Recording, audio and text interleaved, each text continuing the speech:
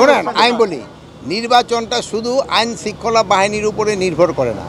নির্বাচনের একটা one stake হলো, একটা হলো আইন শৃঙ্খলা বাহিনী, আর একটা হলো আমাদের প্রশাসনে যারা কর্মকর্তা আছেন তারা, আরেকটা আছে হলো আমাদের ইলেকশন কমিশন, আর একটা হলো কি জানি আরও একটা আছে ইলেকশন কমিশন। তারপরে হলো আরেকটা আছে যে আমাদের যারা এই পার্টিগুলি যারা অংশগ্রহণ করে তারা।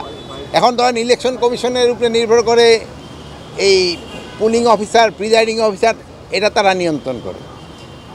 তারপরে ধরেন যে রিটার্নিং অফিসার, তারপরে অন্যান্য দিকের যে প্রশাসন থেকে আসে, আইন শৃঙ্খলাটা আমরা দেখি। তারপরে হলো মেইন পার্টি হলো যারা ইলেকশন করতেছে। এখন ইলেকশনটার জন্য সবচেয়ে বেশি প্রস্তুতি দরকার যারা ইলেকশনে পার্টিসিপেট করবে তাদের। আমাদের প্রস্তুতি ঠিক আছে, সবাই প্রস্তুতি যদি হয়, 4টার প্রস্তুতি একসাথে হলে কোনো অসুবিধা, আমাদের প্রস্তুতি কোনো ঘাটতি নেই। আপনারা দেখতেছেন, আপনাকে নিরাপত্তা তো দিতে পারতাছি। তাদের যে স্পেসিফিক কোশ্চেন যে সুষ্ঠু পরিবেশটা নেই, এটা আমরা জানতে যাচ্ছি। আসলে এইগুলি হলো মানে রাজনীতিতে অনেক কথা বলে, এটা তাদেরও জিজ্ঞেস করতে পারেন। আমার যদি জিজ্ঞেস করেন, আমি ওনাদের প্রশ্নের উত্তর দিব না। আমরা আমাদের প্রস্তুতি আমরা নিচ্ছি। তাদের সঙ্গে আপনি একমত? তাদের সাথে না, আমি হলো আমার প্রস্তুতি আমি নিয়ে যাচ্ছি। মানে পরিবেশ আছে, আমরা প্রস্তুতি, যেহেতু আমরা আরও সময় আছে, প্রায় 5-6 মাসের মতো আমরা প্রস্তুতি নেওয়া শুরু করে দিছি। ওই সময় ইলেকশনের সময় আমার মনে হয় না আইন শৃঙ্খলার থেকে কোনো রকমের অসুবিধা হবে না। আমরা হলো কি ভাই, এর আগে যে সময় ছিলাম, আমি প্রথমে একবার ইন্ডিয়া গেলাম, ওই বিডিআ, সেই সময় আপনাদের মতো আরও কম সাংবাদিক ছিল, ওই দেখে আমি ফেস করতে চাইনি। এখন আল্লাহ দিলে আপনাদের সংখ্যা অনেক বাড়ছে, এই জন্য কিন্তু কানাকানসিতে কোথায় কী ঘটনা ঘটছে আমরা কিন্তু সাথে সাথে রিপোর্ট পাই। আগে একটা ঘটনা ঘটলেও কিন্তু সংবাদটা পাওয়া যেত না। তো আপনি যদি আগের সাথে তুলনা করেন, মব কিছুটা কমে আসছিল, বাট পরে আবার এই 2-3 দিনের আগে যে কুমিল্লা একটা ঘটনা ঘটছে, চিটাগাং একটা ঘটনা ঘটছে, লালমনিরহাটে একটা ঘটনা ঘটছে, ফরিদপুরে একটা ঘটনা ঘটছে।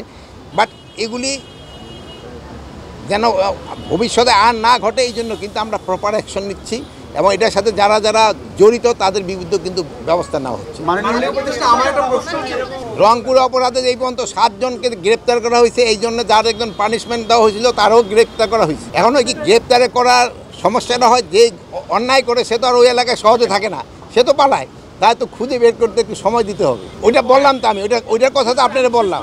ওখানে ওইটার ক্ষেত্রে আমরা দেখেন, ওখানে পুলিশের সংখ্যা বাড়িয়েছি, সেনাবাহিনীর সংখ্যা বাড়ানো হয়েছে, বিজিবি। শোনেন, আরে ভাই, সবাই যদি একজনের প্রশ্নের উত্তরটা দিতে হলে তো হবে না।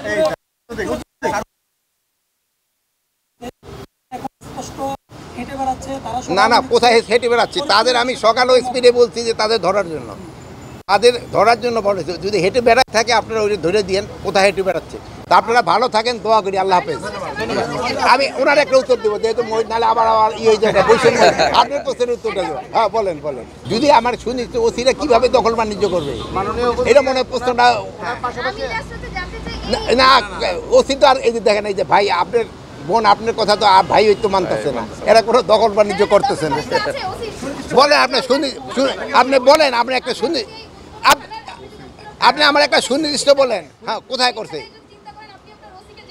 না, ওসিরে না, কোথায় দখল বাণিজ্য করতেছে আপনি একটু বলে শোনেন। আপনার যদি এই প্রমাণ থাকে, এই ডিসি আছে, আপনি ডিসির কাছে দেন, ঠিক আছে? যদি প্রমাণ থাকে ডিসির কাছে দেন।